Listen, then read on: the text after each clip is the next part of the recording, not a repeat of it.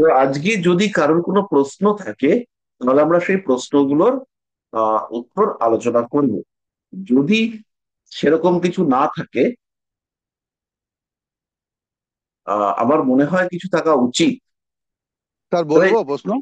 চেষ্টা করবেন আমাদের যতটুকু পড়া হয়েছে তার মধ্যে প্রশ্ন করতে। হ্যাঁ, সৌরভ বাবু বলুন। আচ্ছা। পড়ার মধ্যে প্রশ্ন জিজ্ঞেস করলেন, প্রশ্নটা ভেবেছিলাম অঙ্ক করব। না, আমাদের তো সামনে পরীক্ষা, সিলেবাসের বাইরে গিয়ে লাভ কি এখন? হ্যাঁ, এটাও ঠিক। আচ্ছা। উম, আচ্ছা, তাহলে ওই আমাদের যে তিনটে বিন্দু আছে। হ্যালো? হ্যাঁ, বলুন বলুন। হ্যাঁ, তিনটে যে বিন্দু আছে, মেষ থেকে কর্কট, আর সিংহ থেকে খুব বৃশ্চিক, আর বৃশ্চিক থেকে মানে ধনু থেকে মীন, তাই তো স্যার? হ্যাঁ, এই তিনটে হচ্ছে গিয়ে জোন। আপনি কি গন্ডগোল বিন্দুর কথা বলছেন? হ্যাঁ, গন্ডমূল বিন্দু, হ্যাঁ স্যার। গন্ডগোল বিন্দুটা হচ্ছে সন্ধি বিন্দু। কর্কট আর সিংহের সন্ধি, অর্থাৎ সন্ধি। অশ্লেষা আর মঘার সন্ধি, এটা হচ্ছে গন্ডমূল বিন্দু। আর হুম। ওদিকে জ্যেষ্ঠা মূলার সন্ধি আর বৃশ্চিক ধনুর সন্ধি আর ধনু। একই জায়গায়, সেটা হচ্ছে আর হুম। একটা গন্ডগোল বিন্দু। আর হুম। যেটা হচ্ছে গিয়ে মিনে শেষ হচ্ছে, অর্থাৎ মীন আর রেবতী মেষ। শেষ হয়ে অশ্বিনী শুরু হচ্ছে, মিন শেষ হয়ে মেষ শুরু হচ্ছে, ওই জায়গাটা হচ্ছে আর একটা গন্ডগোল বিন্দু। তাহলে তিনটে গন্ডগোল বিন্দু দেখতে পাওয়া যায়। তার মানে প্রথমটা হচ্ছে মেষ, মীন ও মেষের সন্ধিক্ষণে, দ্বিতীয়টা কর্কট ও সিংহের সন্ধিক্ষণে বা সন্ধি বিন্দুতে, আর তৃতীয়টা হচ্ছে বৃশ্চিক এবং বৃশ্চিক আর ধনু। ধনুর সমবিন্দুতে। ব্যাস, আমাদের কি এই এতটুকু কথা লিখলেই হয়ে যাবে স্যার? এইটুকু কথা লিখলেই হয়ে যাবে। আচ্ছা আচ্ছা। ঠিক আছে স্যার, এবার কোশ্চেন গুলো নিয়ে তাহলে আলোচনা হোক স্যার, ওটাই বেটার হবে। Question তো সবাই জানে, এবার উত্তরটা কালকে পরের সপ্তাহে লিখে ফেলবে। আচ্ছা, আহ উমা মাইতি প্রশ্ন করুন, কি বলছেন? স্যার, এই যে রাহুর অবস্থান বলছেন, রাহু কেতুর, এটা আমি কিভাবে মানে করব? অবস্থান? হ্যাঁ, অবস্থানটা যে বলছেন না, অবস্থান বলিনি, উৎপত্তি। হ্যাঁ স্যার, রাহু আর কেতুর উৎপত্তিটা স্যার বলবো আমি একটু সংক্ষেপে। হ্যাঁ, বলুন না। মানে পৌরাণিক মতে যখন সমুদ্র মন্থন হয়, সেই সময় অমৃতের কলস যে ভেসে উঠেছিল, সেই অমৃতের কলস ভেসে ওঠার পর দেবতারা সেই অমৃতের কলস পান করবে বলে ঠিক হয়, এবং সেই মত অনুযায়ী তারা অমৃতের কলস নিয়ে সব সারিবদ্ধভাবে একসাথে দেবতারা দাঁড়িয়ে পড়ে। কিন্তু একটি অসুর দেবতার সাজে সেখানে দাঁড়িয়ে পড়ায় চন্দ্র, সূর্য এটা দেখতে পেয়ে বিষ্ণুকে গিয়ে খবর দেয়।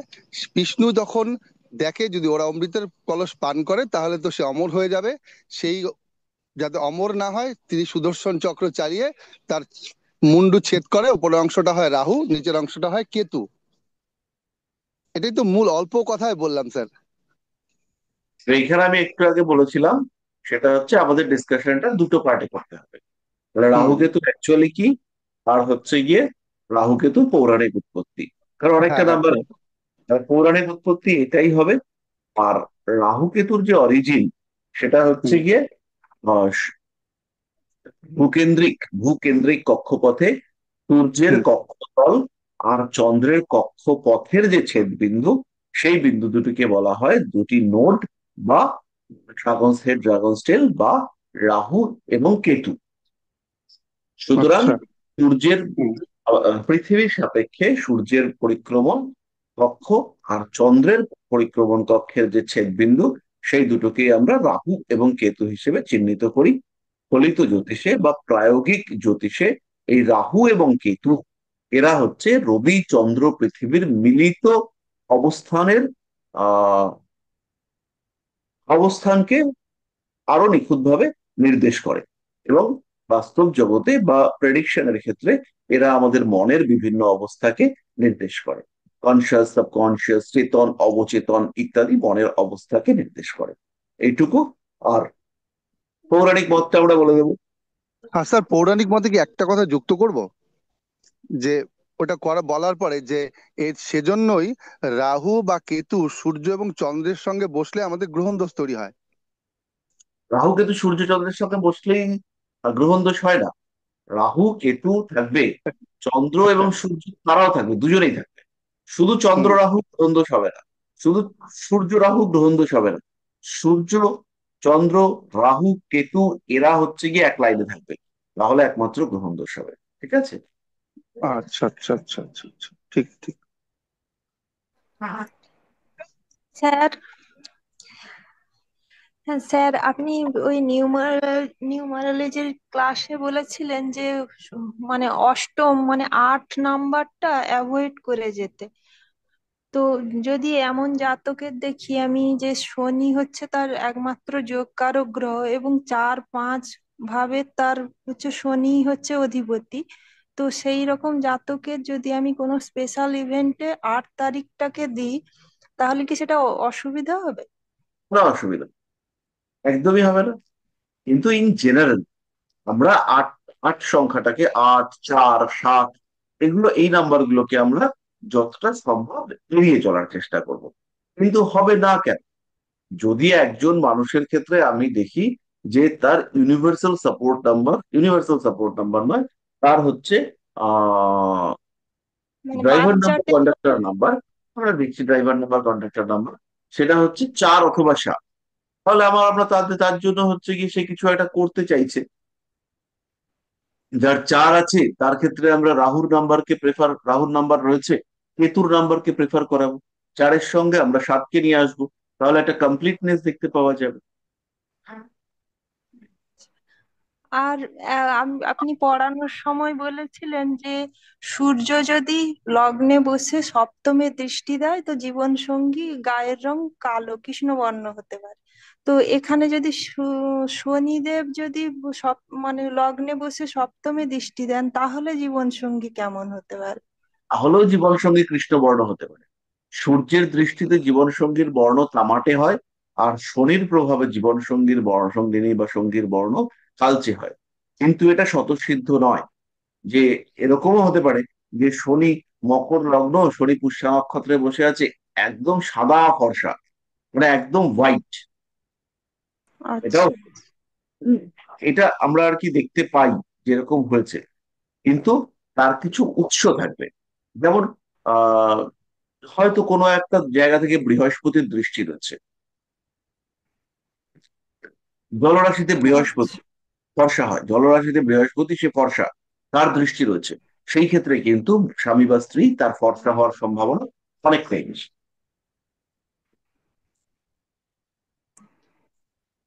আর নবমপতি হচ্ছে মিথুন, তো ওখানে সেই বুধ এসে যদি দ্বাদশে বসে তাহলে কি ওটা মানে কন্যাতে এসে বসছে, তো ওখানে কি বিদেশের কোনো সংযোগ আসতে পারে? হ্যাঁ, অবশ্যই এসছে তো। আমরা তো জাতককে বলবো যে তুমি বিদেশ চলে যাও, তা ভালো দশা বিদেশ, টশা দেখে আমরা বলবো যে নবমপতি দ্বাদশে এসে তুঙ্গ হয়েছে, না তার নিজের ক্ষেত্র, কোন রকম সংশয় নেই, তুমি বিদেশ যাওয়ার ব্যবস্থা করো। কিন্তু ওখানে রাহু হচ্ছে তার পঞ্চম দৃষ্টি দিচ্ছে। রাহুর দৃষ্টি দেওয়া তো আরো ভালো, অসুবিধা কিছু নেই। রাহুর বিদেশ পঞ্চম দৃষ্টি সাফল্য। পড়তে পারে অষ্টমে রয়েছে, রাহু অষ্টমে রয়েছে, তাই তো? হ্যাঁ হ্যাঁ হ্যাঁ। মানে 84 সালের চার্ট, হ্যাঁ হ্যাঁ 84-তে জন্ম তো। হ্যাঁ হ্যাঁ। তো তাহলে হচ্ছে গিয়ে রাহুর যে দৃষ্টি বুধের ওপরে পড়েছে, তাহলে এর বিদেশ যাত্রার সম্ভাবনা সেটা কিন্তু বাড়লো। তাহলে এবার একে বলতে হবে তুমি নিশ্চিন্তে বিদেশে যাও, খালি একটা জিনিসই খেয়াল রেখো, শরীরটাকে ভালো রেখো, বাকি কোনো অসুবিধা নেই। এবারে এই লোকটার যদি শুক্রটা হচ্ছে সিংহ রাশিতে চলে যায়, হ্যাঁ শুক্র সিংহ শুক্র রাশিতে গেলে তবে সিংহের সঙ্গে ওই সিংহ মানে সূর্যের সঙ্গেই বসে আছে সূর্য সিংহতে। সিংহ রাশি, তার মানে আগস্ট সেপ্টেম্বর এরকম সময় জন্ম, তাই তো? হ্যাঁ হ্যাঁ। তো ঠিক আছে, সমস্যা নেই। তো তাহলে হচ্ছে কি একে বলতে হবে যে তুমি ভাই বিদেশ যাও, বিদেশ গেলে ভালো হবে। আর দেশে তোমার যে সাকসেস রেট সেটা কিন্তু অনেকটাই কম। উম, তাহলে এই বাইরের, জায়গাটা এখন বুঝতে অসুবিধা হলো। না না, বাইরের সাফল্যটাই প্রেফার করবে। একদম।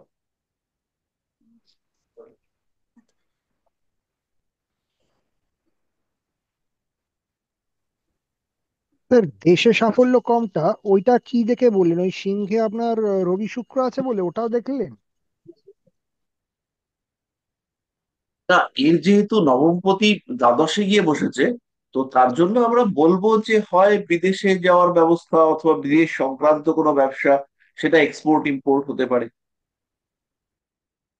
এবার এর ক্ষেত্রেই আমরা যদি দেখি যে চন্দ্র চতুর্থে বসে আছে, চন্দ্র দশমপতি চতুর্থে বসে আছে, রবির সঙ্গে চন্দ্রের সম্পর্ক হয়েছে, তাহলে সেই সমস্ত কিছু যদি হয়, তাহলে এ কিন্তু বিদেশের পরিবর্তে দেশে কাজ কিরকম কিছু করতে পারবে। কিন্তু এখানে তো চার্টটা ড্যামেজ হয়েছে। এবার এই ড্যামেজ হওয়া চার্টকে যদি বাইরে নিয়ে যাওয়া যায়, তাহলে এর আর কি প্রচুর অর্থপ্রাপ্তি বা অর্থ উপার্জনের সুযোগ এগুলো বাড়বে। ঠিক আছে স্যার। স্যার এই যে বলছে সবাই যে মেষ রাশিতে সাড়ে সাতি শুরু হচ্ছে, এটা আমরা কিভাবে বুঝবো? মানে লগ্নে যখন জন্মালো জাতক তখন লগ্নে শনি থাকলে, না রাশিতে শনি থাকলো যখন জন্মালো জাতক? রাশি রাশি আচ্ছা। যার হচ্ছে গিয়ে মেষ রাশি, তার তো দ্বাদশে শনিটা ঢুকলো। হ্যাঁ। এই কারণে হচ্ছে গিয়ে আমরা বলবো যে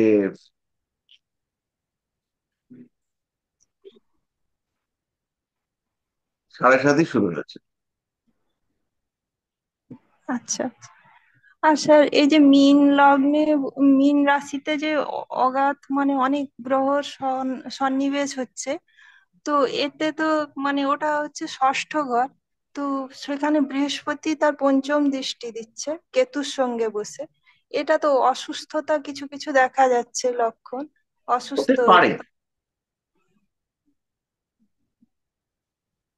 আচ্ছা। হতে পারে। কিন্তু বৃহস্পতির দৃষ্টি পড়লে কি আরোগ্য হবে নাকি ভোগান্তি? সবসময় হয় না, তুলা রাশির ক্ষেত্রে এটা হবে না। তুলা রাশি, তুলা লগ্ন তুলা লগ্নের ক্ষেত্রে হবে না। হবে? তুলা লগ্নের ক্ষেত্রে সমস্যা বাড়তে পারে। আচ্ছা আচ্ছা। শারীরিক সমস্যা তো? সাড়ে আচ্ছা সাত আচ্ছা। করলে পরে কি হয় এবার দেখুন। আমি একটা চার্ট দেখা গেছে,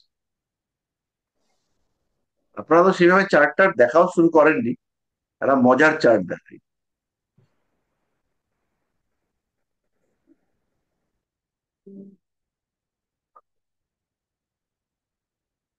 একটা মিনিট, হ্যাঁ।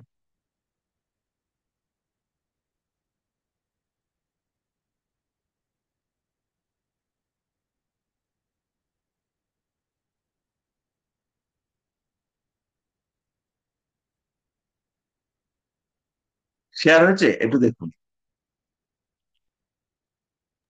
হ্যাঁ স্যার। তাহলে এর ডেট অফ বার্থ দেখুন, 1/8/1964। টাইম হচ্ছে 2:52। আর প্লেস অফ বার্থ হচ্ছে গোপীবল্লভপুর। স্যার একটু বড় করুন না স্ক্রিনটা। একটু বড় করা যাবে কি?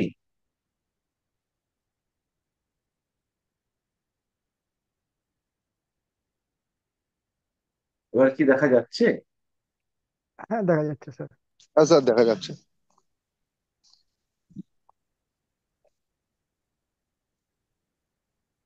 এটুকু থাক। তো হ্যাঁ মেষ ঠিক রাশি, আছে। মিথুন লগ্ন, মেষ রাশি মিথুন লগ্ন। তো একটু চার্টটা দেখে নিন, তারপরে আমি বলছি বিষয়টা।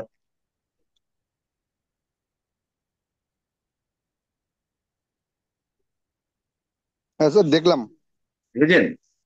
হুম। এবার আজকে যদি আপনাদেরকে বলে যে আজকের তাজা খবর কি, বলুন তো আজকের তাজা খবর কি?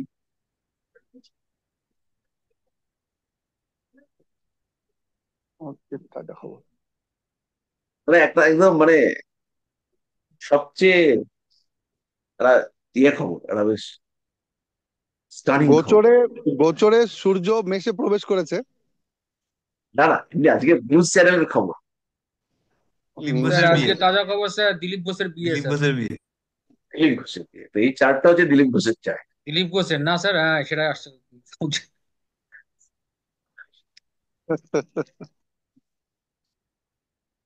তো এবার দেখুন, লোকটাকে দেখলে পরে লোকটার যে ফেস, লোকটার যে অ্যাপিয়ারেন্স, সেখানে কিন্তু মেষ পুরোপুরি প্রকট, মানে মেষকে একদম স্পষ্ট মেষ, ওর মুখের মধ্যে কিন্তু মেষ একদম মানে প্রমিনেন্ট, যে ওর মধ্যে মেষের একটা তেজ আছে। লগ্নে রাহু ছাড়া তো বড় পলিটিশিয়ান হতে পারবে না। তাহলে লগ্নে মঙ্গল শুক্র রাহু, মঙ্গল রাহু ওকে লড়াকু বিহেভিয়ার দিয়েছে। এবার এই মঙ্গল শুক্র রাহু, ও যে প্রেম করবে না এইটা হতে পারে, তাই মঙ্গল শুক্র রাহু পুরো ঘেটে যাবে, মানে কখনো করেনি এটা হতে পারে।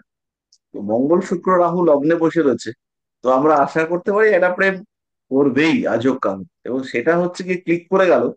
মঙ্গল এখন ট্রানজিটে ওখান থেকে কর্কটে চলে এসছে, ট্রানজিটে মঙ্গল মিথুনে যখন ছিল তখন বিয়েটাকে মানে ইয়ে করে দিয়ে এসছে, মানে বিয়েটা যে হবে হবে এটাকে ফাইনালাইজ করে দিয়ে এসছে। আর বৃহস্পতি এখন লগ্নের কাছাকাছি চলে এসছে, বৃহস্পতি তো লগ্নের কাছাকাছি চলে এসছে, একদম মিথুনের দিকে যাচ্ছে স্যার, হ্যাঁ। মিথুনের দিকে ঢুকছে বৃহস্পতি। তো এই হ্যাঁ মিথুনের স্যার। দিকে বৃহস্পতি ঢুকছে, আর হুম। সেই সময় এখন ভদ্রলোকের দশা চলছে রাহুর দশা, মঙ্গলের অন্তর্দশা। তো মঙ্গল হুম। একদম সরাসরি 7th হাউসের উপরে দৃষ্টি দিয়েছে, আর মঙ্গল এখানে হচ্ছে গিয়ে বিয়ের জায়গাটাকে ফাইনালাইজ করিয়ে দিয়েছে। আর এই সময় রাহুর দশা, মঙ্গলের অন্তর্দশা, ভদ্রলোক এই রাহু মঙ্গলের চক্করে শুক্র পুরো ডমিনেটেড হয়ে গেছে, ভদ্রলোক বিয়ে করে ফেলেছে। হ্যাঁ, আর শুক্র তার উচ্চস্থ জায়গায় আছে, শুক্র মিনে আছে, শুক্র মিনে উচ্চস্থ হয়ে আছে। আর এই রাহুর সময় সঙ্গে এদিকে কানেক্টেড। রাহুটা এইদিকে চলে আসছে। রাহুর হ্যাঁ থার্ড। মুভমেন্ট এখান থেকে এখানে হচ্ছে, এদিকে ঢুকছে রাহু। ফলে রাহুর দৃষ্টি ও রাহুর উপরে মোটামুটি একটা পড়বে পড়বে করছে, ফলে ওর হচ্ছে গিয়ে কপালটা পড়েছে।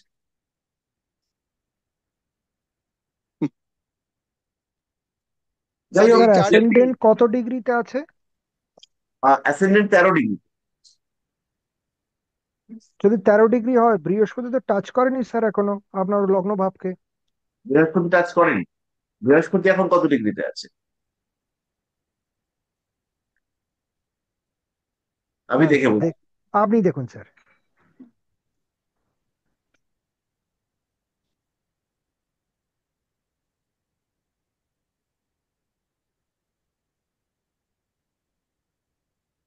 24 ডিগ্রি সামথিং মনে হয়। বৃহস্পতি হচ্ছে 24 ডিগ্রি 46 মিনিট।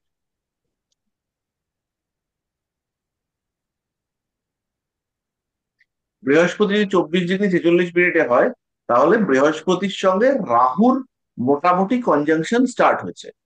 আচ্ছা, কারণ মানে রাহু রাহু আছে, রাহু ওর ওর ন্যাটাল রাহু, মানে ন্যাটাল রাহুর আচ্ছা, সঙ্গে হ্যাঁ বুঝতে পেরেছি। বৃহস্পতির কনজাংশন স্টার্ট হয়েছে। এদিকে রাহু মঙ্গল শুক্র, শুক্রের উপরেও রাহুর একটা ইম্প্যাক্ট পড়তে শুরু করেছে। আর চন্দ্র রয়েছে 12 ডিগ্রিতে। তাহলে চন্দ্র 12 ডিগ্রি থেকে আস্তে আস্তে বৃহস্পতিটা তৃতীয় ভাবের দিকে একটা মুভমেন্ট, এটা হচ্ছে গিয়ে এফেক্টিভ হতে শুরু করেছে। তো সেই সময় আর কি তার মধ্যে রাহুর দশা, মঙ্গলের অন্তর্দশা, হঠকারী সিদ্ধান্ত, বিয়ে করে ফেলেছে। তাহলে এই বিয়েতে অবশ্যই আমরা একটা বুধ অথবা বৃহস্পতির নাচ্চা পাবো।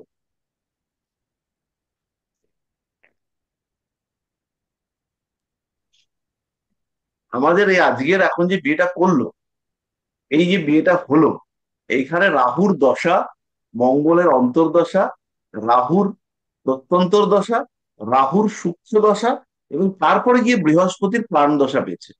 এই বৃহস্পতির প্রাণ দশায় বিয়েটা ক্লিক করলো। এবার আমরা যদি ধরে নিই যে দিলীপ ঘোষের চার্টে গন্ডগোল আছে, আমরা ধরেই নিতে পারি, কারণ গ্রামের লোক তো, চার্টে গন্ডগোল থাকতেই পারে। তাহলে এই চার্টে যদি গন্ডগোল থাকে, তাহলে লগ্নটা যদি কিছু আগুপিছু করে, ধরে নিচ্ছি লগ্নটা পিছিয়েছে বা লগ্নটা এগিয়েছে, এটা আমরা D60 চার্ট থেকে বার করতে পারি যে কতটা রেকটিফাইড বার্থ টাইম। তো সেই সমস্ত কঠিন বিষয়ের মধ্যে আমরা যাব না। সেখানে না গিয়ে আমরা একটু সিম্পল মজার মধ্যেই ক্লাসটা করে ফেলবো। তো এইবার হচ্ছে গিয়ে চন্দ্রের ওপরে বৃহস্পতি, সে আহ চন্দ্রের সাথে বৃহস্পতি কানেকশনে রয়েছে, এবং লগ্ন থেকে বৃহস্পতি সপ্তমপতি, আর সেই বৃহস্পতি দ্বাদশে রয়েছে। এবার এই দ্বাদশে বৃহস্পতি থাকাকালীন আমরা যতদূর জানি দিলীপ ঘোষের এর আগে কোনোদিন বিয়ে টিয়ে হয়।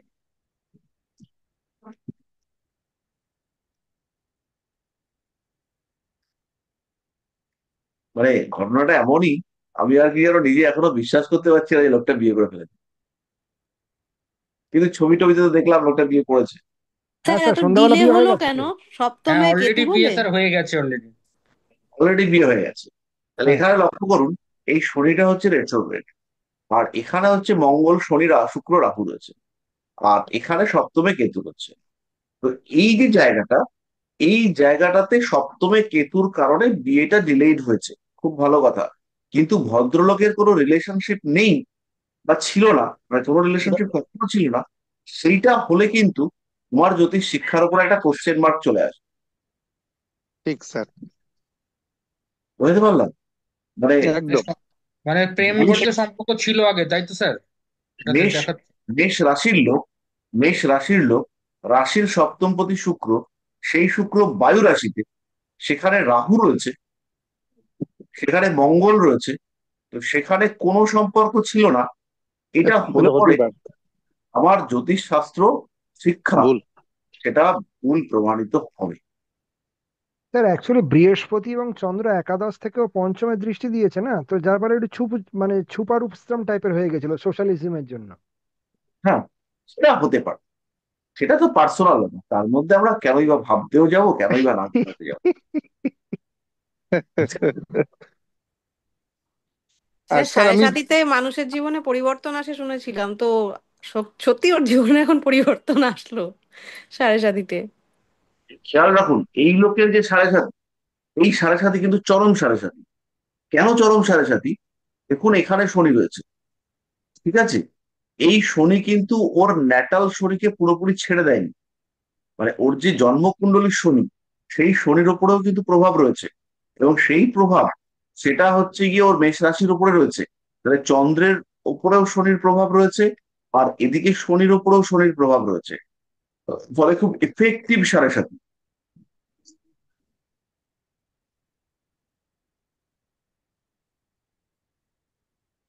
এবং এই সম্পর্ক যেহেতু বৃদ্ধ বয়সে হয়েছে, তো ঠিক আছে, বৃদ্ধ বয়সে হওয়ার জন্য ওকে, বেটার এটা। কিন্তু যদি হচ্ছে গিয়ে এটা কম বয়সে সম্পর্ক আসতো, তাহলে সম্পর্ক টিকতো না।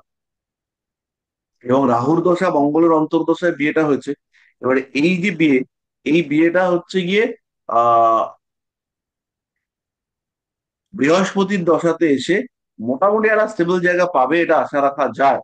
মানে এই এখন কিন্তু অনেক রকম ট্রল, অনেক রকম অশান্তি এই সমস্ত হবে, এবং এটা মোটামুটি চলবে 11ই এপ্রিল পর্যন্ত।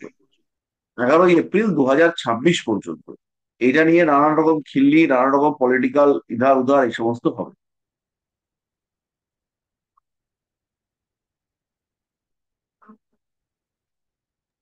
স্যার। স্যার একটা মানুষের সাড়ে সাতি কতদিন চলবে সেটা তার ছক অনুযায়ী নির্ভর করে তো, নাকি রাশি, মানে যত মীন রাশি আছে তাদের সবারই সমান সময়ে শুরু সমান সময় শেষ হবে? বা একদমই না, মেষ রাশি? একদমই নয়। এইবার হচ্ছে গিয়ে অ্যাকচুয়াল হিসেবটাই বলে দিচ্ছি।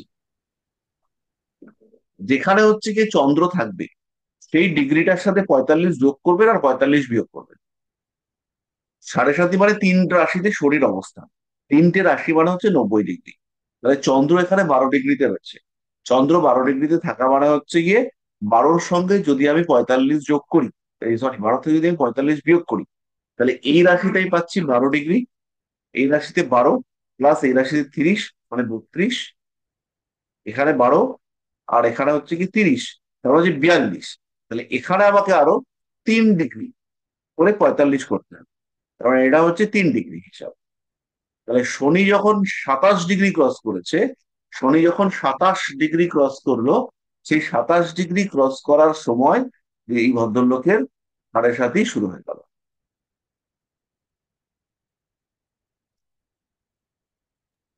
স্যার তার মানে এই শনির সাড়ে সাথে মানে কিছু ক্ষেত্রে ভালো হয়, কিছু ক্ষেত্রে খারাপ হয় খুবই, তাই তো?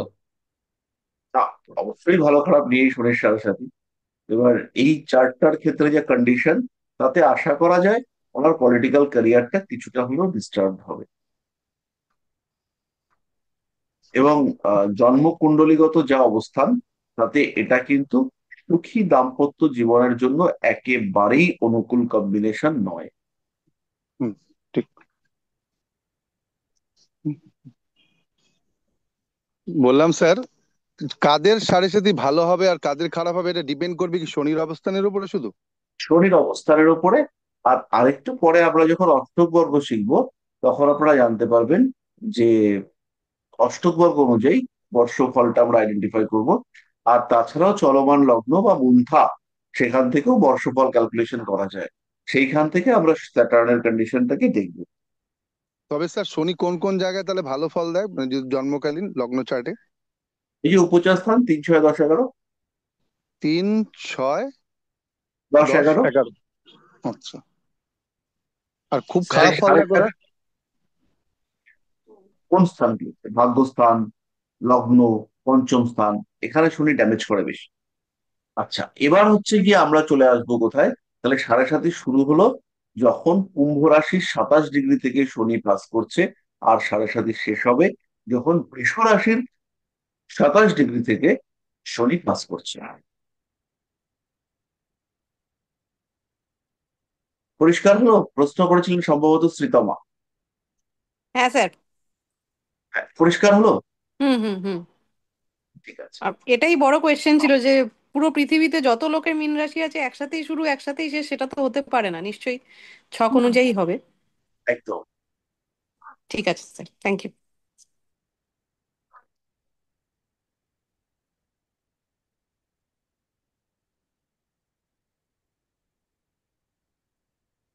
স্যার, লগ্ন চার্টের যে ইম্পর্টেন্স আছে নবাংশ বা চন্দ্র চার্টেরও কি প্রায় একই রকম ইম্পর্টেন্স থাকবে? ভীষণ ভীষণ চন্দ্রকুণ্ডলী তো ভীষণ, নবাংশটা অত্যন্ত গুরুত্বপূর্ণ। আর নবাংশ কি স্যার বিয়ের পরে অ্যাক্টিভেট হয় এরকম ব্যাপার ট্যাপার আছে? না, তা নবাংশ থেকে আমরা কি দেখবো, চন্দ্র চার্ট থেকে কি দেখবো আর লগ্ন চার্ট থেকে কি দেখবো, এটা যদি একটু বলেন। নবাংশকে বলা হয়েছে জীবন সঙ্গী দেখবার জন্য। এবার আচ্ছা। নবাংশের বিচার, সেটা হুম। হচ্ছে গিয়ে নবাংশকে বলা হয় মুখ্য পরিপূরক কুণ্ডলী। এবং হুম। নক্ষত্রের সঙ্গে নবাংশ ক্লোজলি অ্যাসোসিয়েটেড। ক্লোজলি অ্যাসোসিয়েটেড কিরকম ভাবে? যেমন হচ্ছে গিয়ে ধরুন এইখানে কত নম্বর নক্ষত্রে রয়েছে, চন্দ্র যেমন অশ্বিনী নক্ষত্রের চতুর্থ শেষ চরণ, চন্দ্র এখানে রয়েছে অশ্বিনী নক্ষত্রের শেষ চরণে। অশ্বিনীর শেষ চরণ মানে চতুর্থ চরণ। নবাংশে এটা হচ্ছে ইন্ডিকেট করবে কর্কট রাশিকে। মানে নবাংশে কর্কট রাশিকে যখন ইন্ডিকেট করবে, তার মানে এই লোকটার মধ্যে স্নেহ, ভালোবাসা, প্রেম, ইমোশন, রোমান্টিসিজম এগুলো রয়েছে। তাহলে আমরা যে বললাম যে মঙ্গল শুক্র রাহু এক জায়গায় রয়েছে, সেটা আবার লগ্নে, এসব থাকবে না, এটা হতে পারে না, এটা হয়নি। আর এদিকে বৃহস্পতি, সে রয়েছে কৃতিকার প্রথম চরণ। কৃতিকার প্রথম চরণে বৃহস্পতি থাকবার কারণে বৃহস্পতি নবাংশে ধনুতে গিয়ে পৌঁছেছে। তাহলে বৃহস্পতি ধনুতে গিয়ে যে পৌঁছলো, তাহলে নবাংশে বৃহস্পতি যখন এখানে এসে পৌঁছলো, বৃহস্পতি কিন্তু বিবাহটাকে স্পেসিফাই করছে বা সিগনিফাই করছে। নবাংশে বৃহস্পতি যখন নিজের ঘরে এবং তার সঙ্গে সঙ্গে আহ মূল রাশিচক্রের সপ্তম ঘরে গিয়ে পৌঁছলো, তখন কিন্তু এখানে বিয়ের প্রমিসটাকে আরো বাড়িয়ে দিল। তাহলে স্যার নবাংশ থেকে শুধুমাত্র আমরা বিয়ের জায়গাটাকেই বিচার করবো, অন্য কিছু দেখতে যাবো না, না, তাই তো? আরেকটি দেখো। এবার হচ্ছে কি, নবাংশকে বলা হচ্ছে মুখ্য পরিপূরক কুণ্ডলী। অর্থাৎ আমরা যে বিচারগুলো করছি, সেই বিচারগুলোর আইডেন্টিফিকেশন এবং কনফার্মেশন। তো এই কনফার্মেশন পার্টটা আমরা নবাংশ থেকে পাবো। যেমন এইটা দেখে আমার মনে হলো যে এই লোকটা প্রেম করবে। এবার আমি চলে আসবো এই ঘরটাতে। এই ঘরটাতে নবাংশ। এসে দেখছি হুম। নবাংশে, নবাংশে এসে হুম। দেখছি লগ্নে রয়েছে শনি, এবং তার সঙ্গে সঙ্গে সপ্তমে চন্দ্র বুধ, সপ্তমপতি সপ্তমে এবং বুধের সঙ্গে যুক্ত হয়ে, তার উপরে মঙ্গল রাহু বৃহস্পতি এরা একত্রে যুক্ত হয়ে বসে রয়েছে। আর এদিকে রবি আর শুক্র একসাথে রয়েছে। তাহলে অবভিয়াসলি এই লোকটার বিয়ে হওয়ার যোগ তৈরি হয়েছে, বিয়ে হওয়ার চান্সেস আছে। হুম। এবং এই লোকটা যে প্রথম জীবনে বিয়ে করতে চায়নি, সেটা নবাংশে চন্দ্র বৃহস্পতি একসাথে রয়েছে, রবি শুক্র যুক্ত হয়েছে। এই সমস্ত কারণে এই লোকটা ঠিক বয়সে বিয়ে করতেই চায়। মানে শুধু আমরা মানে পারফেক্ট হবো এই নবাংশ দেখে, ওখানে লগ্ন চার্টে যদি হ্যাঁ, কিছু কনফিউশন থাকে এখানে এসে পারফেকশনটা এটাই হবে এরকম একদম বলবো, তাই তো? আর স্যার অষ্টবর্গোত্তম গ্রহর যে একটা ব্যাপার আছে, নবাংশে যে মানে এমনি লগ্ন চার্টে যে ঘরে যে গ্রহ থাকবে, আর নবাংশ যদি ওই ঘরে ওই গ্রহটাই থাকে, তার কি ডমিনেন্সি পাওয়ারটা অনেক বেড়ে যাবে, এরকম কোনো ব্যাপার আছে? আর বলবত্তা বাড়ে। এটা অষ্টবর্গোত্তম নয়, এটা শুধু বর্গোত্তম। আচ্ছা, আচ্ছা, আচ্ছা। আর চন্দ্র বর্গোত্তম মানে চন্দ্র হচ্ছে যেমন চন্দ্র এখানে চার্ট থেকে। হুম। আমরা দেখতে পাচ্ছি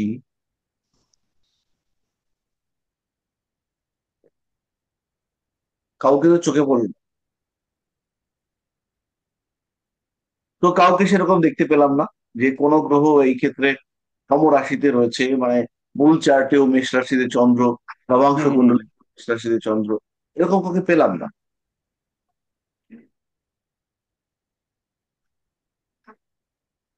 আচ্ছা, চন্দ্র চার্ট থেকে তাহলে কি দেখবো? নবাংশ তো বুঝতে পারলাম মোটামুটি। চন্দ্র চার্ট থেকেও যেটা দেখবেন সেটা হলো গিয়ে আমাদের মন। ধরুন কর্ম হুম। আমি বিচার করব, তাহলে কর্মক্ষেত্রে মন কতটা ভালো থাকবে না থাকবে সেটা আমি চন্দ্র চার্ট থেকে বিচার করবো। আচ্ছা, এই চন্দ্র চার্টেও কি চন্দ্রকেই দেখবো মনের ক্ষেত্রে শুধুমাত্র? চন্দ্রকেই মনের ক্ষেত্রে দেখবো এবং বাকি গ্রহরা কিভাবে বসে রয়েছে, লগ্নটা অ্যাফ্লিক্টেড হয়েছে, কার দ্বারা পীড়িত হয়েছে, যার দ্বারা পীড়িত হয়েছে সেই গ্রহটা মূল কুণ্ডলিতে কি, এগুলো দেখলেই আমাদের হয়ে যাবে।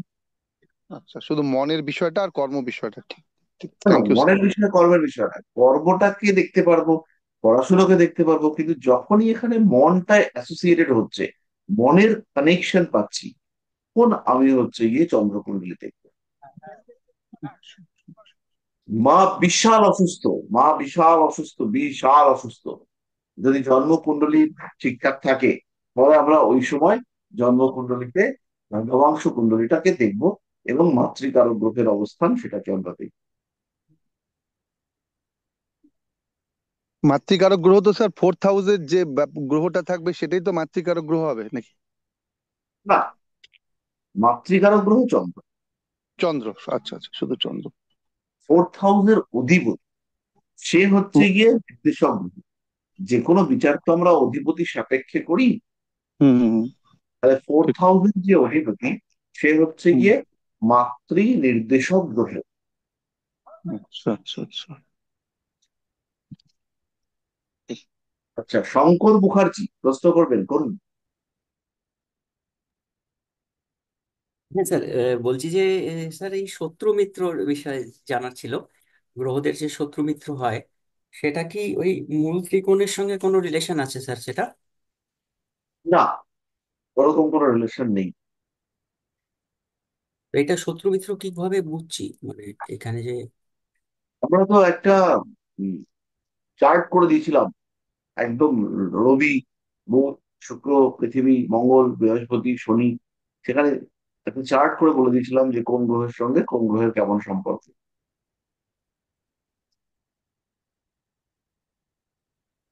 আর স্যার ইয়ে বলছি যে স- দ্বিতীয় এবং সপ্তম ভাব মারকা, এটা একটু বলবেন স্যার, মানে মারকা কেন হচ্ছে এই দ্বিতীয় এবং সপ্তম ভাব? মারক বলার প্রচুর কারণ রয়েছে, এক একজন মানুষ এক এক রকম ভাবে এর ইমপ্লিমেন্টেশন করেছেন, সঠিক ব্যাখ্যা কোথাও নেই। একটা ব্যাখ্যা, বাচ্চা পড়ানো ব্যাখ্যা আমার কাছে আছে, সেটা আমি করে দিচ্ছি। সেই ব্যাখ্যাটা হচ্ছে গিয়ে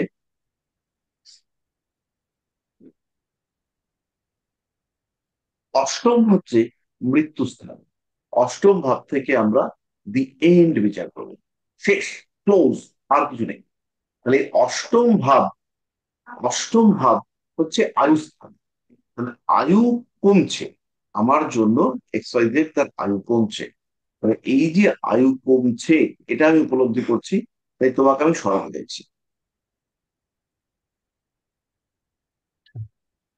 স্যার তাহলে লগ্ন অষ্টমের দ্বাদশ, অষ্টমের দ্বাদশ হচ্ছে সপ্তম, আর অষ্টমস্য অষ্টম সেটা হচ্ছে তৃতীয়, তাহলে তৃতীয়ের দ্বাদশ সেটা হচ্ছে দ্বিতীয়। তাহলে দ্বিতীয় ভাব যদি পীড়িত হয় তাহলে তৃতীয় ভাবের আয়ুষ্কাল বা টাইমিং কমে যাবে। আবার যদি আহ আমরা আবার যদি আমরা এই দ্বিতীয় ভাবটা থেকে দেখি, তৃতীয় হচ্ছে অষ্টমের অষ্টম, তাহলে দ্বিতীয় ভাব থেকে যদি আমরা দেখি তাহলে দ্বিতীয় ভাব হচ্ছে তৃতীয়ের দ্বাদশ, তৃতীয়ের দ্বাদশ মানে হচ্ছে তৃতীয়ের ক্ষয়, আয়ুর ক্ষয়। সেটা হচ্ছে কি তৃতীয় ভাব থেকে আসবে। তাহলে এই তৃতীয়ের দ্বাদশ হচ্ছে দ্বিতীয়।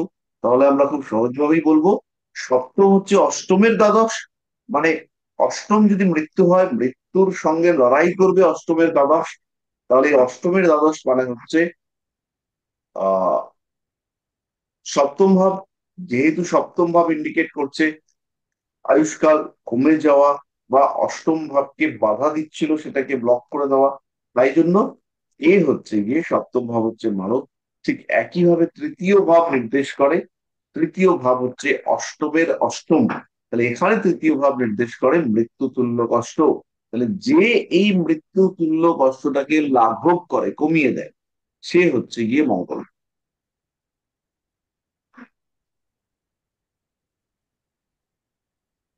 স্যার তাহলে যদি, তাহলে আমাদের সপ্তম আর হচ্ছে গিয়ে আহ, দ্বিতীয়, এই দুটো কেন মারক বলা হয় সেটা কি পরিষ্কার হলো? না হলে আরেকবার বলবো। না স্যার, পুরো পরিষ্কার বুঝতে পারলাম না। অষ্টম হচ্ছে মৃত্যু, নম্বর ঘর হচ্ছে মৃত্যু, এটাতে কোনো সংশয় নেই। না স্যার। 8 নম্বর ঘর হচ্ছে মৃত্যু। তাহলে মৃত্যুর ব্যয়, মৃত্যু বা আয়ু, আয়ু শেষ হয়ে এসছে, এই শেষ হয়ে যাওয়া আয়ুর ক্ষয়, এই ক্ষয়টাকে কে ব্যয় করতে পারে? ক্ষয়টাকে শেষ করতে পারে আমার আমার ওই নির্দেশক গ্রহটা, তার দ্বাদশে কে আছে। যেমন এখানে হচ্ছে গিয়ে চন্দ্র, এখানে হচ্ছে গিয়ে চন্দ্র, তাহলে চন্দ্র দ্বিতীয় পতি, তাহলে চন্দ্রের দ্বাদশে আছে লগ্ন, তাহলে চন্দ্রের কারণে লগ্নটার ক্ষতি হতে পারে। বোঝা গেল? হ্যাঁ স্যার। তাহলে আরেকবার একটু সহজ করে বলি, আমাদের আয়ু নির্দেশক ঘর হচ্ছে দুটো, একটা হচ্ছে অষ্টম ভাব, আর একটা হচ্ছে তৃতীয় ভাব। তাহলে অষ্টম হচ্ছে অষ্টমের অষ্টম বলে ভাবচক্রে এটাকে অষ্টমের সঙ্গে সমতুল্য আরেকটা ঘর হিসেবে ট্রিট করা হয়েছে।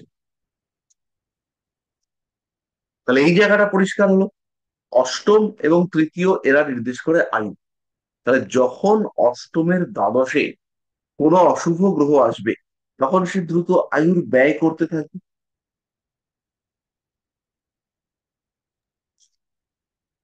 তাহলে অষ্টমের দ্বাদশটা হচ্ছে সপ্তম। তাহলে সপ্তমে যখন কোনো পাপ গ্রহ থাকবে, তখন অবশ্যই সপ্তম ভাবটা ডিস্টার্ব হবে। এবার সেটা বউয়ের দিক থেকে হতে পারে, সেটা রোগের দিক থেকে হতে পারে, সেটা যে কোনো দিক থেকে হতে পারে। ঠিক তেমনি ভাবে সপ্তমের সপ্তম হচ্ছে তৃতীয়, না, অষ্টমের অষ্টম হচ্ছে দ্বিতীয়।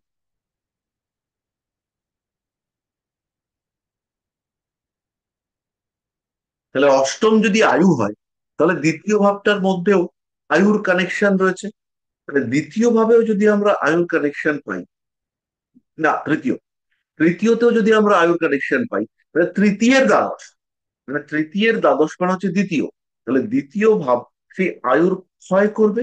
আয়ুর যখন ক্ষয় করবে, তখন সেটা অবশ্যই আমাদের কি হবে?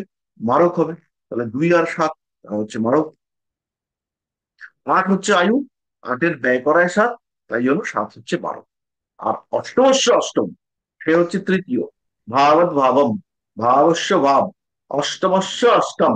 তাহলে এটা হচ্ছে তৃতীয়, তৃতীয় আয়ু। তাহলে তৃতীয়ের দ্বাদশ, তৃতীয়ের দ্বাদশ নির্দেশ করবে আয়ুর ব্যয়। তৃতীয়ের দ্বাদশ হচ্ছে 2। তাহলে ওই দ্বিতীয় ভাব থেকে আমরা আয়ুর মারকত্ব বিচার করতে পারি। স্যার এই মারক গ্রহ স্টোন পড়া যায় না, না? শুধু শুধু চেষ্টা করবো অ্যাভয়েড করার, যদি কোনো কারণে না পড়া যায় তখন তো করবোই, কিন্তু জেনারেলি অ্যাভয়েড করবো। ঠিক ঠিক ঠিক।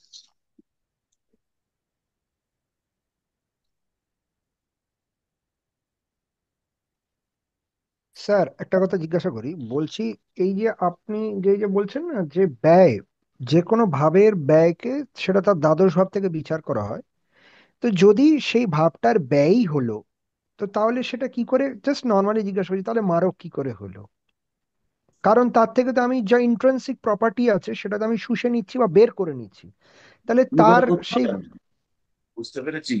তাহলে অষ্টম হচ্ছে আমার আয়ু। হুম। এবার অষ্টমের ব্যয় করতে পারে কে? ব্যয় করতে পারে সপ্তম পতি। কারণ সপ্তম পতি হচ্ছে অষ্টমের দ্বাদশ পতি। যতক্ষণ পর্যন্ত ওই সপ্তম পতি কোনোভাবে অ্যাপ্লিক্টেড না হচ্ছে, ততক্ষণ পর্যন্ত কিন্তু বড় রোগ সে হতে দেবে না। আচ্ছা। তাহলে দ্বিতীয় যদি কোনো পাপ গ্রহ বসে বা দ্বিতীয় পতি যদি দুর্বল হয়, তাহলে লোকটার আয়ুষ্কাল কমবে। বুঝতে পেরেছি স্যার। ঠিক আছে। এবার একদম। এর সঙ্গে সঙ্গে আরেকটা কনসেপ্ট আছে। বিভিন্ন মানুষ তো বিভিন্ন রকম কনসেপ্টে কাজ করে। সেই কনসেপ্টটা হচ্ছে কোনো একটা ঘর সে যদি কোনো একটা বিশেষ বিষয়কে ইন্ডিকেট করে, তাহলে তার ঠিক অপোজিটের ঘরটাও সেই বিষয়ের সঙ্গে কানেক্টেড কোনো বিষয়কে নেগেটিভলি ইন্ডিকেট করে।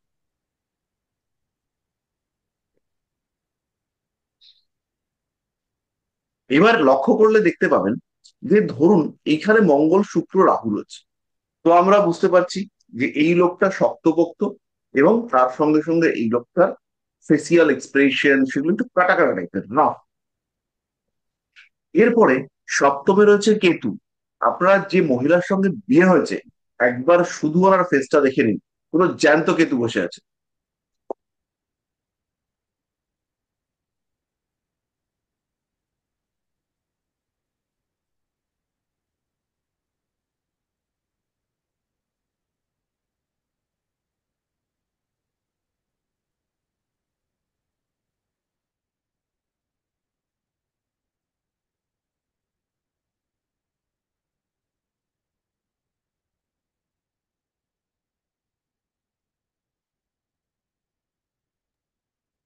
স্যার,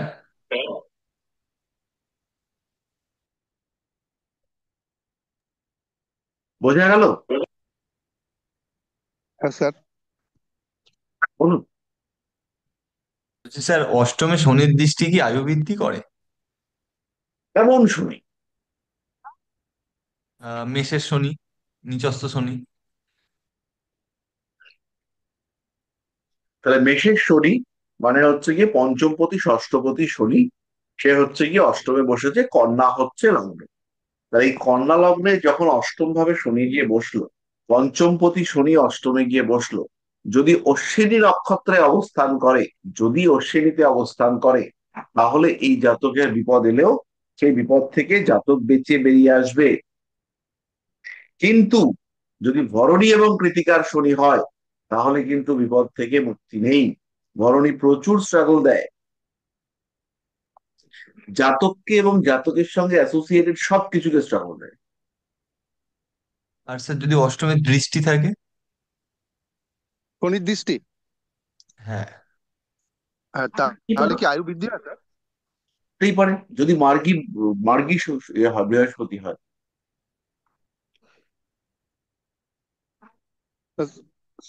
স্যার কোশ্চেনটা আবার করব।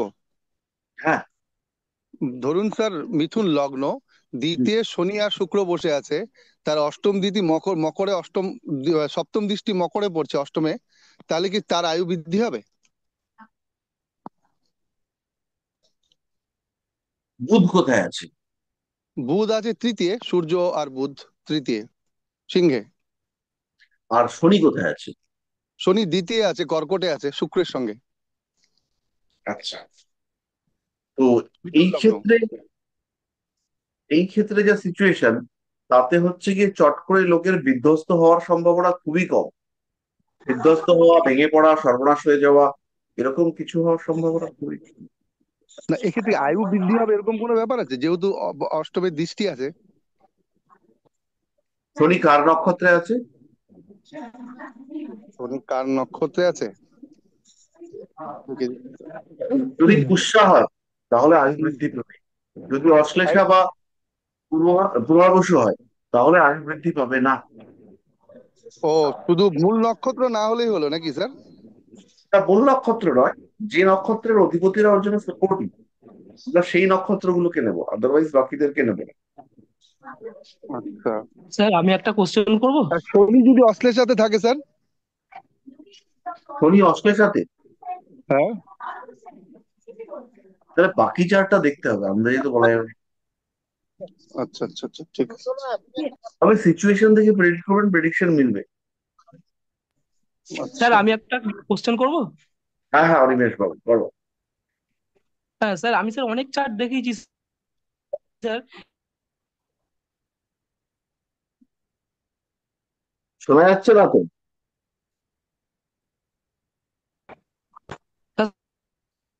শুনতে পেয়েছেন? হ্যাঁ, এবার শুনতে পাচ্ছি।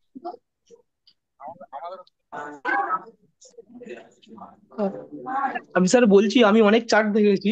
তার মধ্যে দেখলাম চার্টে স্যার রবি আর বুধ স্যার সবারই স্যার একই স্যার ঘরেতে আছে। তাহলে স্যার সবারই স্যার বুধাদিত্য যোগ ক্রিয়েট হচ্ছে। না না, রবি বুধ আর শুক্র ওরা তো সঙ্গে সঙ্গেই যায়। রবি বুধ শুক্র একসঙ্গেই আচ্ছা। মুভ করে। এবার কোনো কোনো সময় কি হয়, রবি বুধ শুক্রের মধ্যে এই যে ডিস্টেন্স, এটা বেড়ে গেলে পরে রবি আর বুধ আলাদা থাকে। কিন্তু এখানেও যেমন রবি হচ্ছে গিয়ে 15 ডিগ্রিতে, শুক্র 12 ডিগ্রিতে রয়েছে। এবার যদি হ্যাঁ। এবার যদি হচ্ছে কি রবির মুভমেন্ট হওয়া পর্যন্ত, রবি তো এখন আমাদের জ্যৈষ্ঠ মাসে আছে, রবির মুভমেন্ট হওয়া পর্যন্ত বুধ যদি এই সিকুয়েন্সটাকে মেনটেন না করে, তাহলে কিন্তু বুধের আহ পাওয়ার বা ট্রেন্ড, সেটা পুরোপুরি পাল্টে যাবে। আচ্ছা। আমি স্যার বন্ধুদের কটা চার্ট দেখছিলাম, দেখছি স্যার সবারই রবি বুধ স্যার একই ঘরে বসে আছে। অ্যাভারেজ হচ্ছে কি বুধাদিত্য যোগ সবচেয়ে বেশি দেখতে পাওয়া যায়। আর কেনই বা দেখবো না, রবির সঙ্গে বুধ থাকতে পারে, রবির এক ঘর আগে থাকতে পারে, রবির এক ঘর পরে। তারপরে বুধের 12টা অবস্থানের মধ্যে মাত্র 3টে অবস্থানে তারা হচ্ছে গিয়ে সেই টাইপের লোক শক্তিশালী। সেই টাইপের লোক খুঁজে পাবে। এবার সেখানে হয়তো বিয়ে হলো, ভালো, বিয়ে হলো না, আবার খোঁজা শুরু হলো। এই আবার যখন খোঁজা শুরু হবে, তখন কিন্তু আহ যদি কারোর বিয়ের ব্যাপার হয় আর কি, তখন কিন্তু হ্যাঁ তার বিয়ে ওরিয়েন্টেড কাজকর্ম। হ্যাঁ বলুন। স্যার, আমাকে বলছেন? হ্যাঁ, অনিমেষ কি বলছিলেন আরেকবার বলুন। হ্যাঁ, আমি ওটাই বলছিলাম, আমার কিছু স্যার বলিনি। আর স্যার শনির হ্যাঁ, দৃষ্টি থাকলে স্যার রবি বুধের ওপর, সেভেন্থ হাউসে। শনির দৃষ্টি 7th হাউসের অভিভূতের ওপরে পড়লে সেটা খুব বাজে যোগ বিয়ে বিয়ে শাদীর ক্ষেত্রে। কিন্তু স্যার ব্যবসা সে বাজে? যাতে ভালোই তো। স্যার বিয়ের ক্ষেত্রে বাজে? বাজে, একদম বাজে। স্যার আমার চার্টেই স্যার এরকম আছে। হ্যাঁ, বাজে হলো না। শনির দৃষ্টি পড়লো, তারপরে রবি বুধের কানেকশন পাওয়া গেল। এটা তো বিয়ের ক্ষেত্রে খুব ভালো করে দেখে, পাত্রী দেখে জাজ করে বিয়ে করতে হবে। আচ্ছা স্যার। ঠিক ঠিক আছে। আছে স্যার। আচ্ছা, আর কারোর কোনো প্রশ্ন থাকলে একটু বলুন। স্যার, স্যার, আহ অষ্টমে কেতু মঙ্গল আর নবমে বৃহস্পতি থাকলে কি হয় স্যার? এরকম বললাম কি করে বলবো? তার অষ্টমী কোন নক্ষত্রে, লগ্ন কি? লগ্ন কন্যা লগ্ন। কন্যা লগ্নের অষ্টমী কে কে আছে? অষ্টমে আছে কেতু মঙ্গল, নবমে আছে বৃহস্পতি। তাহলে এখন বৃহস্পতির উপর দিয়ে বৃহস্পতির প্যাসেজ হচ্ছে, এটা খুব ভালো এই সময়টা। এই সময় গ্রোথ ডেভেলপমেন্ট এগুলোর জন্য খুবই ভালো। তারপরে কিন্তু ভুল সিদ্ধান্ত, টাকা পয়সা নষ্ট হওয়া, বাড়ির থেকে আবার সাপোর্ট, বাড়ির থেকে আবার সাপোর্ট, এবং তারপরে আলটিমেটলি শেষ পর্যন্ত গিয়ে তার মানে সাকসেসের। তাকে তার মানে সাবধানে চলতে হবে তাকে এই সময়। সাবধানে চলতে হবে, এবং এখানে হচ্ছে গিয়ে ল্যাক অফ সাকসেস বা ল্যাক অফ সাপোর্ট, এই দুটোই রয়েছে। আমার একটা প্রশ্ন আছে। হ্যাঁ বলুন না। স্যার আমি লিখেছি স্যার। কোথায়? স্যার চ্যাট বক্সে লিখেছি। চ্যাট বক্সে।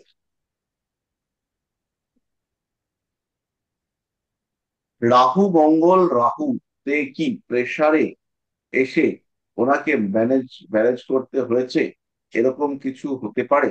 100% হতে পারে। রাহুতে এসে বিশাল প্রেসার কাজ করতে পারে, এবং এইখানে বিয়ে না করে আর কোনো রাস্তাও ছিল না, এমন কিছু ঘটনাও ঘটতে পারে। হ্যাঁ স্যার, আমি সেটাই বলতে চাইছি, কারণ এখানে মঙ্গলটা 6th আর 10th এর লর্ড, আবার সেটা লগ্নে রাহুর সাথে বসে আছে। আর ক্লোজ কনজাংশনে আছে স্যার, ডিগ্রিটাও খুব ক্লোজ আছে। হ্যাঁ, ফলে এইখানে হচ্ছে কি প্রেসার মানে বা বিয়ে ছাড়া কোনো অপশন নেই এরকম কিছু তো হবেই। আর একদম এটাই হওয়ার চান্স খুব বেশি। তাহলে এই মহিলা কি প্রেগনেন্টও হতে পারে, এরকম কিছুও হতে পারে? ও বাবা, এটা তো পরে দেখা যাবে। হ্যাঁ, সেটা হতে পারে, মানে কোন রকম কোন। আচ্ছা, আমি ওনার মানে আমি চার্টটার অ্যাকর্ডিং বলছি, মানে চার্টটার সিচুয়েশন যেরকম হয়ে আছে এখন। এবার এই বিষয়টা উনি আদৌ প্রেগনেন্ট কিনা সেটা আমরা জানবার একটা চেষ্টা করতে পারি। আমাদের মনের মধ্যে একটা প্রশ্ন এলো যে এই মহিলাটি প্রেগনেন্ট কিনা। এই মহিলাটি মানে যে কোনো মহিলা এক্স ওয়াই জেড, আমাদের মনের মধ্যে এখন ওই মহিলাটি আছে। তাহলে এর জন্য আমরা কি করব, এই মুহূর্তের একটা চার্ট দেখে নেবো। তার অনেক প্রসেস আছে, আর সেই প্রসেসে আমি ঢুকছি না, সেই সমস্ত সূত্রে আমি যাচ্ছি না।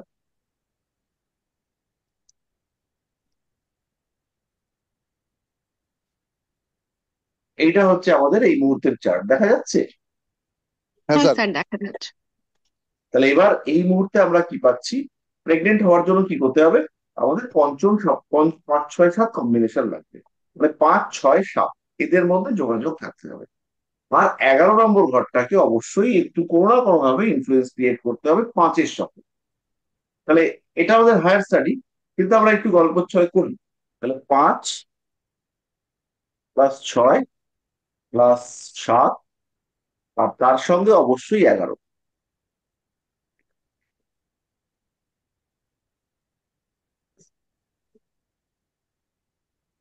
তাহলে 5 6 7 কেন নিলাম? 5 মানে হচ্ছে সন্তান ধারণের ইচ্ছা, 6 মানে গর্ভ, আর 7 মানে 6 7 মিলিয়েই দিতে। আর 5 হচ্ছে গিয়ে সন্তান ধারণের ইচ্ছা, আর 11 হচ্ছে আবার ইচ্ছার পূর্তি, সাকসেস। তাহলে এবার আবার 5 হচ্ছে কে, 5 হচ্ছে বৃহস্পতি, তিনি 7-এ গিয়ে উপস্থিত হয়েছে। ঠিক আছে, পঞ্চমপতি তিনি 7-এ গিয়ে উপস্থিত হয়েছেন, 7 7, 7-এ গিয়ে উপস্থিত হয়েছেন এবং 24 ডিগ্রিতে, মানে ষষ্ঠপতির নক্ষত্রে। ষষ্ঠপতি তিনি হচ্ছেন মঙ্গল, ষষ্ঠপতি মঙ্গল, তিনি আবার শনির নক্ষত্রে, শনি গিয়ে 5 নম্বর ঘরে গিয়ে উপস্থিত হয়েছে, তিনি আবার বৃহস্পতির নক্ষত্রে। ঠিক আছে, তাহলে 5 6 7 কানেকশন হয়ে গেল। আর এদিকে হচ্ছে গিয়ে একাদশপতি, তিনি হচ্ছেন বুধ, তিনি সোজা গিয়ে তিনি সোজা গিয়ে পঞ্চমে বসে নিজভঙ্গ রাজ্য করে বসে আছে।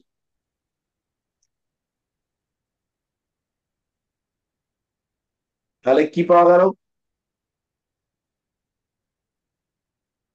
এবার বিচারক মন্ডলী ফলাদেশ দাও।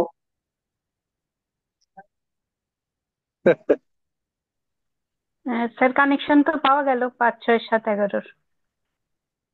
তাহলে কানেকশন পাওয়া গেল, এবং পঞ্চমপতি সপ্তমে বসে লগ্ন ভাবটিকে দেখছে। তাহলে এইবার আমার একটি জিনিস লাগবে, সেটি হচ্ছে লগ্ন ভাবটির ডিগ্রি। লগ্ন ভাবটির ডিগ্রি হচ্ছে 17 ডিগ্রি। তাহলে এইখানে আমাদের যে সন্দেহ এসছে সেটা অমূলক নাও হতে পারে।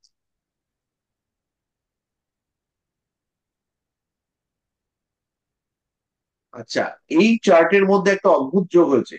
বৃহস্পতি কত নম্বর নক্ষত্রে একটুখানি দেখুন। বৃহস্পতি হচ্ছে 5 নম্বর নক্ষত্র। হ্যাঁ স্যার, মৃগশিরা তাহলে। বৃহস্পতি 5 নম্বর নক্ষত্রে, মঙ্গলের নক্ষত্রে। মঙ্গল 8 নম্বর নক্ষত্রে। 8 নম্বর মানে হচ্ছে শনির নক্ষত্রে। আর শনি কার নক্ষত্রে? শনি হচ্ছে বৃহস্পতির নক্ষত্র।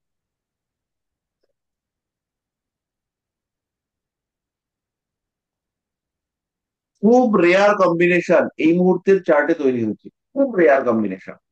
3টে গ্রহের মধ্যে এইরকম নাক্ষত্রিক সম্পর্ক, এটা খুব রেয়ার।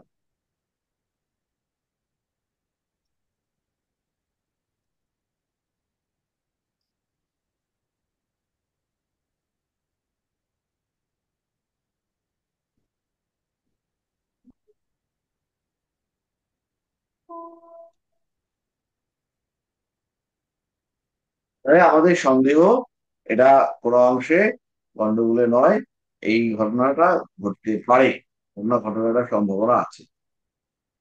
তাহলে এইটাকে, এটা সত্যি সত্যি আছে কিনা সেটাকে জানার জন্য আমি আরেকজনকে ডেকে আনবো। কাকে ডেকে আনবো? এই মুহূর্তের নবাংশ কুণ্ডলী।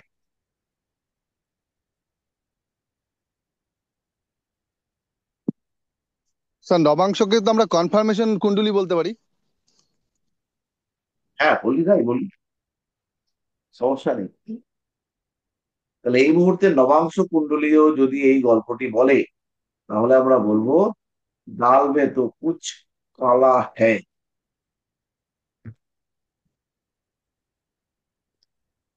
তাহলে আমরা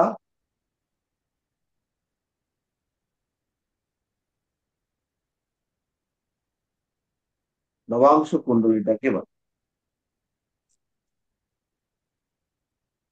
আচ্ছা, নবাংশ কুণ্ডলীতে আমরা দেখতে পাচ্ছি পঞ্চমপতি মঙ্গল। পঞ্চমপতি মঙ্গল তিনি বৃহস্পতির সাথে, মানে এক পাঁচের কানেকশন, এক পাঁচের কানেকশন হয়ে গেছে। আর এদিকে 5 6 ষষ্ঠপতি শুক্র, সপ্তমপতি বুধ।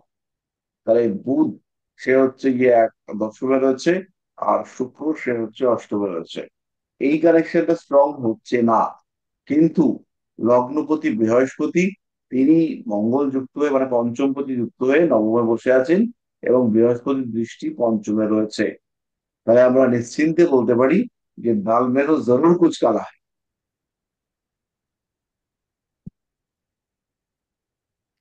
এখানে ওই ব্যাপারটাই যে এসছে সেটা হয়তো নাও হতে পারে। এখানে হতে পারে যে কোনো রকম ব্ল্যাকমেলিং, কোন রকম প্রেশার ক্রিয়েট করবার চেষ্টা, কোন রকম সেরকমও হতে পারে, অবশ্যই হতে পারে। এবং সেই প্রেশার ক্রিয়েশনের জায়গায় একদম যে যৌনতা ব্যাপারটা নেই, সেটা নাও হতে পারে, সেটা থাকার চান্স আছে।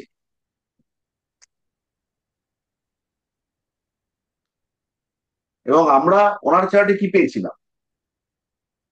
মঙ্গল শুক্র রাহু এক ঘর। আমরা এখানে কি পেলাম? মঙ্গল শুক্র রাহু, এরা এক তত্ত্বে, তাই না? হ্যাঁ স্যার। এটা যখন আমরা পেলাম, তো এটা এর মানে হচ্ছে, ইন্ডিকেশন হচ্ছে গিয়ে ওনার যে বার্থ চার্টটা আমরা পেয়েছি, সেই বার্থ চার্টটা অথেন্টিক। এবং এই অথেন্টিক বার্থ চার্টে আমরা যে ডিটেইল পাবো, সেইটা হচ্ছে গিয়ে উম, ঠিকঠাক, মানে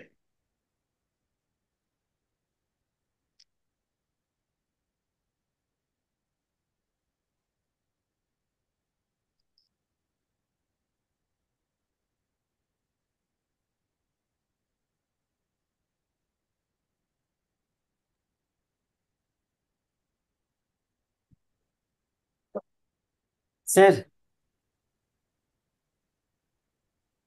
হ্যাঁ হ্যাঁ, বলছি বলুন। যে 4 তারিখে যে নিউরোলজির ক্লাসটা হয়েছিল ওই ভিডিওটা পাওয়া যায়নি, একটু ওই রিভাইজ করে ক্লাসটার তো ভিডিওটা। রেকর্ডিং খুঁজে পেলাম, এ কি হ্যাঁ করে স্যার, হলো কে জানে।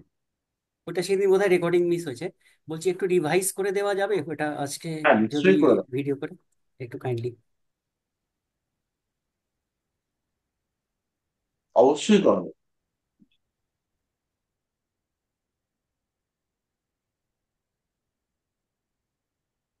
নিশ্চয়ই করাবো। স্যার আমাদের বলছি, পরের দিন কি পরীক্ষাটা হয়ে যায়?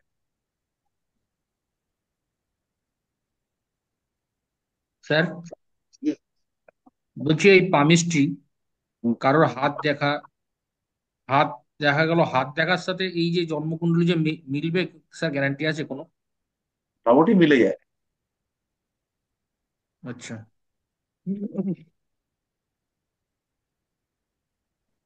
স্যার ম্যাক্সিমামটা মিলে নেম, তাই? হ্যাঁ ম্যাক্সিমামটা মিলে তাই তো স্যার? হ্যাঁ, মেলে, ভালোই মেলে। স্যার, এই যে দগ্ধ গ্রহ, তারপরে নিচস্থ গ্রহ, আর এই যে মৃতপ্রায় গ্রহ, এইগুলো কি জন্মকুণ্ডলিতে কোনো মানে সেভাবে এফেক্ট করে না, কাজে দেয় না? খুব একটা, মানে পার্সোনালি মনে হয় না।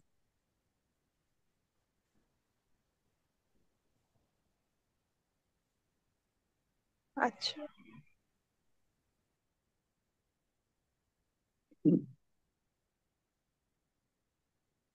স্যার নিউমেরোলজিতে যে টুলস গুলো ইউজ হয় সেই বিষয়ে কিছু বলা যাবে বা দিতে পারবেন লিখে?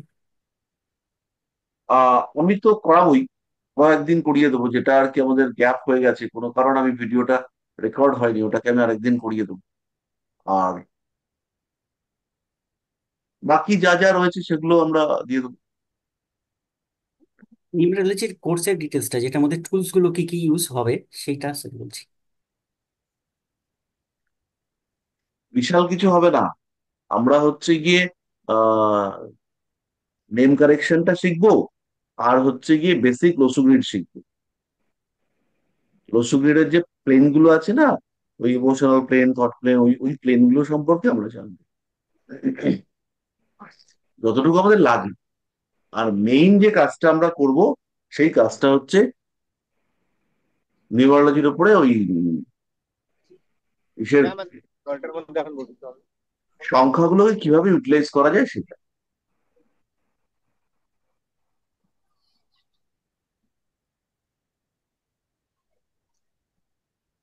স্যার, একটা ভাবে বসে একটা গ্রহ যদি তারই ওই মানে সেই ওই গ্রহের অধিপতির ঘরে যদি দৃষ্টি দেয়, যেমন বৃহস্পতি বসে বৃহস্পতির ঘরেই দৃষ্টি দিচ্ছে, আবার শনি বসে এই শনির ঘরে দৃষ্টি দিচ্ছে, এটা কিভাবে হয়, মানে কি এফেক্ট করে?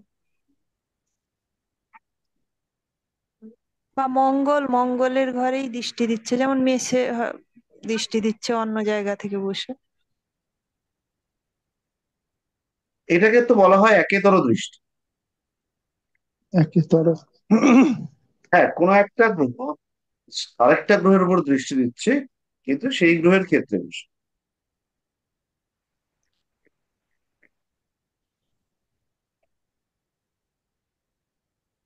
এতে কি তার শুভতা আনে এই দৃষ্টিটা, মানে কোনটা? হ্যাঁ, এই এই যে দৃষ্টিতে। দৃষ্টি একে। এবার যদি শনি মঙ্গলের উপর দৃষ্টি দেয় তাহলে অশুভ দৃষ্টি। আবার যদি মঙ্গল, সে হচ্ছে বৃহস্পতির উপর দৃষ্টি দেয়, তাহলে শুভ দৃষ্টি। না, মানে মঙ্গল মঙ্গলের ঘরেই দৃষ্টি দিচ্ছে, বা মঙ্গল মঙ্গলের ঘরে বৃহস্পতি, দৃষ্টি তো অবশ্যই ভালো দৃষ্টি। বা বৃহস্পতি বৃহস্পতি মিনেই দৃষ্টি দিচ্ছে, এটা কি মানে ভালো কার্যকরী করে? হ্যাঁ, তার দৃষ্টি দিয়ে কি কোনো যোগ তৈরি হয়? দৃষ্টি যোগ হয় তো। ধরুন স্যার, মিথুনে বসে আছে বৃহস্পতি, আর ধনুতে বসে আছে চন্দ্র, তাহলে কি গজকেশরী হলো? গজকেশরী তো এমনিই হলো, চন্দ্র থেকে বৃহস্পতি কেন্দ্রে থাকলেই গজকেশরী। ও, গজকেশরী, তাহলে তো এই ব্যক্তির তো অনেক উঁচু মানে জায়গায় পৌঁছানোর একটা সম্ভাবনা আছে। গজকেশরী যোগ করা মানে মানুষটা খুব সোশ্যাল। আর এটাই এটাই গজকেশরী যোগ বলা যে রাজা হবে, গাজা বিয়ে হবে, ওরকম কিছু হয় না। সোশ্যাল আর কি, এটাই। হ্যাঁ, স্যার একটা প্রশ্ন করব, মানে একটা যে তথ্য জানতে চাইবো স্যার। নিশ্চয়ই।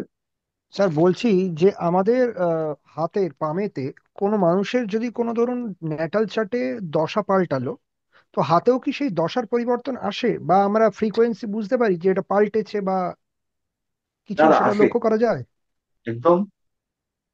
তো সেটা কতদিন আগে থেকে আসতে পারে? ধরুন সাপোজ কথার কথা বলছি, কোনো এক ব্যক্তি, ধরুন আপনার শনির দশা চলছিল এতদিন, এবারে ধরুন সেটা শেষ হয়ে বুধের দশায় পড়বে, প্রায় মাস ছয়েক কি আটেক কি এক বছর বাকি আছে, তাহলে কি তার হাতের রেখা পাল্টাতে শুরু করে দেয়, নাকি দশা পাল্টে গেলে তখন আপনার হাতের রেখা পাল্টায়?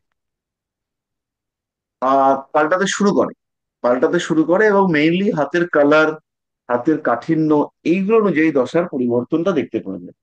আর কিছু কিছু ক্ষেত্রে কিছু স্পেসিফিক রেখা, বেশিরভাগ ক্ষেত্রে সূক্ষ্ম রেখা, ওদের হুম। ডিরেকশনটা না চেঞ্জ। যেমন হচ্ছে গিয়ে ব্রেন লাইন, ব্রেন লাইনের একদম মাথার দিকটা আস্তে আস্তে চেঞ্জ হচ্ছে। এই ব্যাপারগুলো হচ্ছে গিয়ে করতে থাকে। আচ্ছা, আর একটা স্যার তথ্য জানতে চাইবো, যেটা হচ্ছে ধরুন কোনো ব্যক্তির ন্যাটাল চার্ট নেই, মানে কোনো ছক নেই, তো সে জানে না, কিন্তু তার সেই ব্যক্তির হাত দেখে আমরা সাধারণত যখন রেমেডি প্রেসক্রিপশন করে থাকি, মানে যখন রেমেডি প্রেসক্রিপশন করা হয় কোনো জ্যোতিষী করে থাকে, তো সেক্ষেত্রে তারা একটা নির্দিষ্ট ক্যালকুলেশন করে এটা এটা গ্রহ ওটা ওটা কম্বিনেশন করে দিয়ে থাকে। কিন্তু হাত দেখে তো স্যার যদি সে চার্ট না থাকে, তাহলে সেই ব্যক্তির তো বোঝার উপায় থাকে না এটা মারক ওটা বাধক, বা ওটা ভালো ওটা কমজোরি, এরকম তো থাকে না। তাহলে কি সেরকম কোনো স্পেসিফিক ফর্মুলা আছে? তা তো না নেই। না, আমরা তখন হচ্ছে কি হরারি চার্ট অ্যানালাইসিস করব, আর প্রবলেম ওরিয়েন্টেড রেমেডি, আমরা যখন রেমেডি সেশন করব তখন প্রবলেম ওরিয়েন্টেড রেমেডি আছে, সেইটা আমরা আচ্ছা, হচ্ছে গিয়ে দেখে নেব। তাহলে হচ্ছে মানে কি মেন আমাদের জিনিস, মেন জিনিসটা আপনার থেকে বুঝতে পারলাম, সেটাকে ট্রান্সফার করে নেবো ওই মানে হ্যাঁ, চার্টের দিকে আর কি, একদম অ্যাস্ট্রোলজিক্যালি দিকে। চার্ট ছাড়া তো আমরা রেমেডি করতে পারবো। ঠিক আছে স্যার, থ্যাংক ইউ।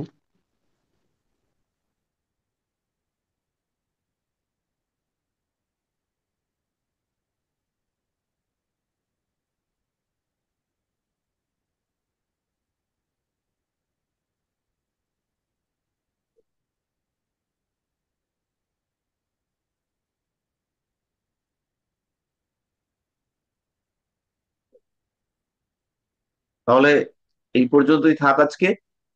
আহ এই পর্যায়ের ক্লাস আজকে আমাদের শেষ হলো, ফার্স্ট সেমিস্টার, তার জন্য কংগ্রাচুলেশনস। এখন আপনারা জ্যোতিষ অর্ণব, শুধু সার্টিফিকেটটা পাওয়া বাকি, ওটা তো আপনারা পেয়েই যাবেন। আর স্যার বললাম যে নিউমেরোলজির যে কোশ্চেন গুলো আসবে একটু আলোচনা করে দিবেন নাকি? না, এখন তো আর করতে পারবো না। আহ আমি চার্ট টার্ট গুলো দিয়ে দেবো। একটু সহযোগিতা করে দিন, হ্যাঁ। তো আমি চার্ট টার্ট গুলো দিয়ে দেবো যতটা সম্ভব। আহ ছবি টবি তুলে পাঠিয়ে দেবো। আর স্যার ভিডিওটা আপলোড করে দিন অবশ্যই আজকের। আজকের ভিডিওটা তো আপলোড করে দেবো, কিন্তু প্রশ্ন যখন বলা হয়েছিল তখনকার ভিডিও রেকর্ডিং। নেই নেই নেই, তখন রেকর্ডিং স্টার্ট হয়নি। ঠিক আছে, শুভরাত্রি সবাইকে, খুব ভালো শুভরাত্রি থাকুন। স্যার। ওকে, গুড নাইট।